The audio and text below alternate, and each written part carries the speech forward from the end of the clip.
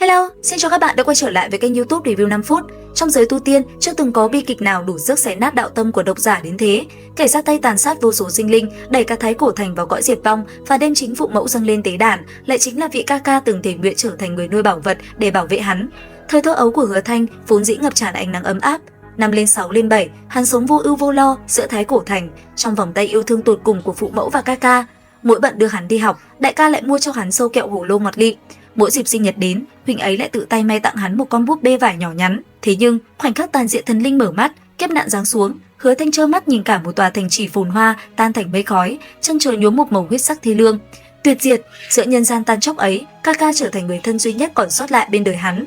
Trong ký ức xám xịt của Hứa Thanh, ca ca khi đó đã nắm lấy tay hắn, ánh mắt đong đầy dịu dàng mà cất lời: "A Thanh, ta cuối cùng cũng trở thành người nuôi bảo vật rồi. Từ nay về sau, chúng ta sẽ không bao giờ phải chịu đói nữa." Sau câu nói ấy, thân ảnh đại ca biến mất biệt tăm, Hứa Thanh chính thức trở thành một đứa trẻ mồ côi, không nhà không cửa, không trốn dung thân. Thái Cổ Thành sụp đổ, nhường chỗ cho một đứa trẻ lang thang phải giành giật từng miếng ăn với quỷ dại, học cách rút đao sát nhân giữa thời mạt thế tàn khốc. Niềm tin duy nhất giúp đạo tâm hắn không sụp đổ chính là một chấp niệm. Hắn chưa tận mắt thấy phụ mẫu và ca ca ngã xuống, nên hắn tin rằng họ chỉ biến mất mà thôi. Thời gian trôi qua, Hứa Thanh từ một đứa trẻ lang thang ở khu ổ chuột, từng bước tu luyện trở thành đệ tử của Thất Huyết Đồng. Hắn kiên định tin rằng chỉ cần mình còn sống, tương lai nhất định sẽ gặp lại người thân. Cho dù khi cầu sinh trong cấm khu, lúc tưởng chừng như sắp không gượng nổi nữa, hắn cũng chỉ lặng lẽ lấy ra một viên kẹo ăn vào. Tưởng như vị ngọt của kẹo có thể giúp cuộc đời hắn bớt đi vài phần đắng ngắt.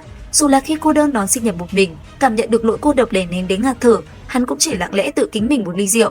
Giống như ly rượu đó có thể khiến đầu óc hắn hơi chênh choáng một chút, tưởng như cảm giác khó chịu khi say mới là cách duy nhất để Hứa Thanh giải tỏa nỗi cô đơn vào lúc này. Trời không phụ lòng người, Hứa Thanh rốt cuộc cũng gặp lại ca ca, nhưng điều đó lại trực tiếp đánh sập mọi niềm tin của hắn. Trong một khu rừng rậm lạnh giá, có 4 kẻ áo đen lướt qua bên cạnh Hứa Thanh.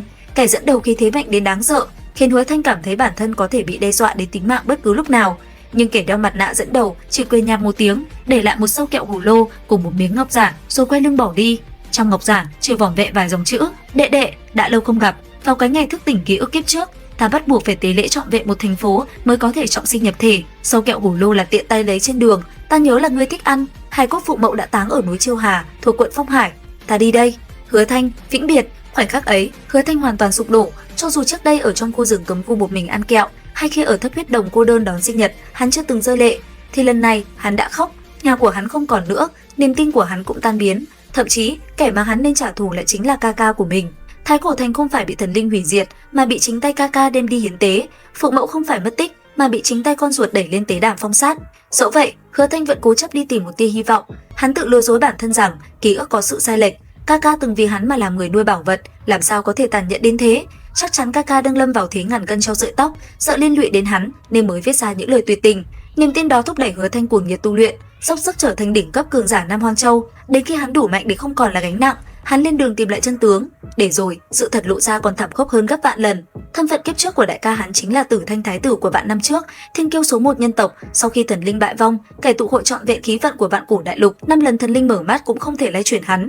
Nếu không vì vạn tộc liên thủ cùng thần linh đích thân ra tay, hắn căn bản vẫn còn tồn tại trên thế gian này. Sự hy sinh hay nỗi khổ tâm, tất cả chỉ là ảo tưởng phiến diện của Hứa Thanh. Khi ký ức đại đạo thức tỉnh, Tử Thanh Thái tử coi việc hiến tế cả thành phố chỉ như phủi đi hạt bụi. Lời bộc bạch từ đáy lòng của hắn tàn nhẫn đến ghê người. Hứa Thanh chỉ là chút vương vấn tàn dư trước khi ký ức của ta thức tỉnh. Đó không phải tình huynh đệ hay tình thân, mà là rác rưởi cảm xúc. Tới lúc này, Hứa Thanh mới bàng hoàng nhận ra, đoạn ký ức về vị ca ca tự nguyện làm người nuôi bảo vật hoàn toàn là giả mạo. Sự thật chân chính là, vào ngày thần linh giáng thế, kẻ được gọi là ca ca ấy đã ra tay đánh hắn trọng thương, thô bạo quăng hắn sang một bên như một món đồ bỏ đi. Hắn đã dùng một đoạn ký ức cảm động giả tạo để làm phong ấn che đậy hành vi tàn bạo của mình.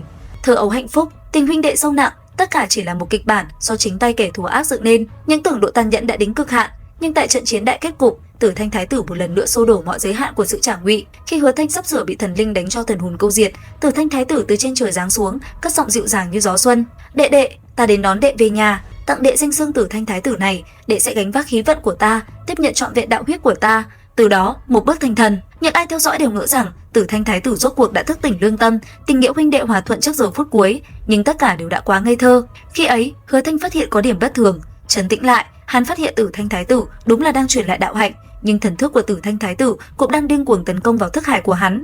Những lời nói trước đó chỉ là để làm hắn mất cảnh giác, thuận tiện thực hiện hành vi đoạt xá. Trong giây phút nhìn thấu hoàn toàn bản chất của Tử Thanh thái tử, Hứa Thanh không gào thét, không phẫn nộ, hắn chỉ đáp lại bằng một câu nói bình thản đến đau lòng. Sau này, ta sẽ không bao giờ ăn kẹo hổ lô nữa. Có thể nói, Tử Thanh thái tử đã hoàn toàn phá vỡ định khuôn về một nhân vật phản diện thông thường, không có tẩy trắng, không có nỗi khổ tâm tha thứ, hắn thao túng, đầy đọa và dối lừa Hứa Thanh bằng một sự bệnh thái tột cùng.